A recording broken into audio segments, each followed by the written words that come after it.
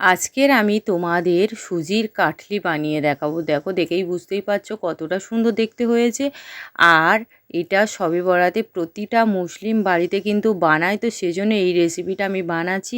আর এটা যদি তোমরা শুরু থেকে শেষ পর্যন্ত দেখো তাহলে কিন্তু পারফেক্টভাবে বানাতে পারবে। তো তার জন্য প্রথমে একটা প্লেট আমি রেডি করে নেব, ওর মধ্যে একটু তেল ব্রাশ করে নিচ্ছি বা ঘি ব্রাশ করে লাগিয়ে নিচ্ছি, কারণ কাটলিটা দেওয়ার সঙ্গে সঙ্গে মানে নামানোর সঙ্গে সঙ্গে শক্ত হয়ে যায়।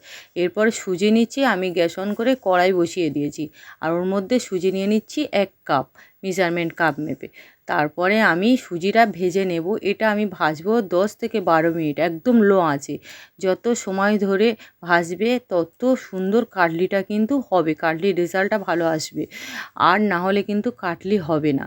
তো ওই জন্য 10 থেকে 12 মিনিট একদম লো আঁচে আমি ভেজে নেব। যখন সুন্দর একটা সেন্ট আসতে শুরু করবে তখনই বুঝে নিতে হবে এটা ভাজা হয়ে গেছে। কিন্তু মোটামুটি 10-12 মিনিট তো অবশ্যই ভাজতে হবে। তো আমার দেখেই বুঝতে পারছো কালারটা সুন্দর হয়ে গিয়েছে। এবার আমি এখানে ঘি দিলাম না, বাটার দিলাম। তো এখানে এখানে আমি 2 চামচ মতো বাটার, তো তোমরা চাইলে এখানে 1 চামচ ঘি দিয়ে দিতে পারো। তো আমি বাটার দিয়ে বানাচ্ছি। এরপরে বাটারটা দেওয়ার পরে আমি মিনিট 2 মতো সুজির সঙ্গে ভালো করে মিশিয়ে নিলাম। দেখো, দেখেই বুঝতেই পারছো কত সুন্দরভাবে আমি মিশিয়ে নিয়েছি। এবার দিয়ে দেবো স্বাদ মতো লবণ, যেহেতু মিষ্টি জিনিস লবণ, আর একটুখানি সেন্টের জন্য এলাচ গুঁড়ো। তো এরপরে আমি ওর মধ্যে দিয়ে দেবো, তারপরে মিশিয়ে নিলাম খুব সুন্দর করে। তো এবার আমি ওর মধ্যে দিয়ে দেব চিনি।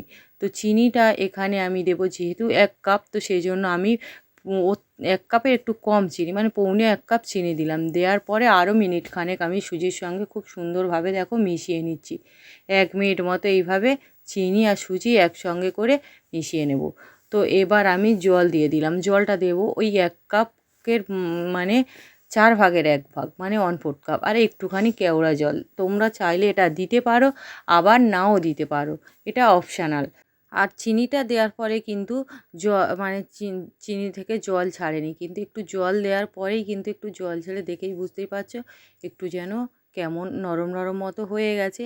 তো এই মিষ্টনটা এবার এইভাবে অনবরত আমি মিশিয়ে নিতে থাকবো। যখন তেল চলে আসবে আর তলায় একটু সাদা মতো লেয়ার, একটু চিটচিটে ভাব চলে আসবে, তো দেখেই বুঝতেই পারছো। তো এই পর্যায়ে কিন্তু আমি এটা তাড়াতাড়ি কিন্তু প্লেটে দিয়ে তাড়াতাড়ি আমি সেট করে দেব, না হলে কিন্তু এটা খুব সহজেই শক্ত হয়ে আসবে। তো বুঝতেই পারলে, যখন কিন্তু চিটচিটে মতো ভাব আর তলা থেকে যতবার মানে উল্টে এরকম স্প্যাচুলা দিয়ে উল্টাবেন ততবার কিন্তু এটা সাদা সাদা মতো ভাব একটা এসে যাবে। আর এই গরম অবস্থা আমি একটা ছুরির সাহায্যে এইভাবে কেটে নেব, যে যেমন শেপে আমি একটুখানি এরকম ডায়মন্ড শেপে কেটে নিলাম। তো তারপরে আমি একটু কিশমিশ মাঝখানে দিয়ে একটু চেপে দিচ্ছি। তো খুব তাড়াতাড়ি কিন্তু এটা সেট হয়ে যাবে, দেখেই বুঝতেই পারছো। তো এটা নর্মালভাবে ঠান্ডা করে নিয়েছি। দেখো কত সুন্দরভাবে এটা কিন্তু রেডি হয়ে গিয়েছে। তো আমি এইভাবে ভেঙেও নিচ্ছি, দেখো। তো মোটামুটি এইভাবেই কিন্তু আমি ভেঙে নিচ্ছি। তো সবগুলো এইভাবে, আর কতটা সুন্দরভাবে তাহলে মানে কাটলিটা জমে গিয়েছে, দেখেই বুঝতেই পারছো। আর কাটলিটা এবার আমি কি করব, প্রত্যেকটা এইভাবে আমি কিন্তু আলাদা আলাদা করে নিচ্ছি, ছাড়িয়ে নিচ্ছি বা ভেঙে নিচ্ছি। দেখো কত সুন্দরভাবে আমি কিন্তু বানিয়ে নিয়েছি। এবার আমি প্লেটে এটা সুন্দর করে সাজিয়ে দিচ্ছি, দেখো। তো সুন্দরভাবে সাজিয়ে দিচ্ছি। আর তোমরা যদি আমি যেভাবে বললাম যদি সেভাবে বানাও না, একদম পারফেক্ট হবে। তো দেখো আমি সুন্দরভাবেই কিন্তু এটা সাজিয়ে দিচ্ছি। আর প্লেটে সাজিয়ে নেওয়ার পরে আমি দেখাচ্ছি, দেখো কত সুন্দর আওয়াজ হচ্ছে। তো এভাবে কিন্তু মানে কত পারফেক্টভাবে এই কাটলিটা রেডি হয়ে গিয়েছে, তোমরা দেখেই বুঝতেই পারছো। তো এই সামনের শবে বরাত তোমরা কিন্তু এভাবেই কাজু কাটলি বাড়িতে বানিয়ে নিতে পারো। আর খুব সহজভাবে, আর এটা কিন্তু স্টোর করেও রেখে দিতে পারো, 1 মাস থাকবে, কোনো রকম কোনো খারাপ হবে না। তবে আমি বাটার দিয়ে বানিয়েছি, তোমরা পারলে তোমরা যদি চাও ঘি দিয়ে বানাতে, তবে বাটারেও খারাপ লাগে না, খুব সুন্দর টেস্ট হয়, এত সুন্দর টেস্ট হয়।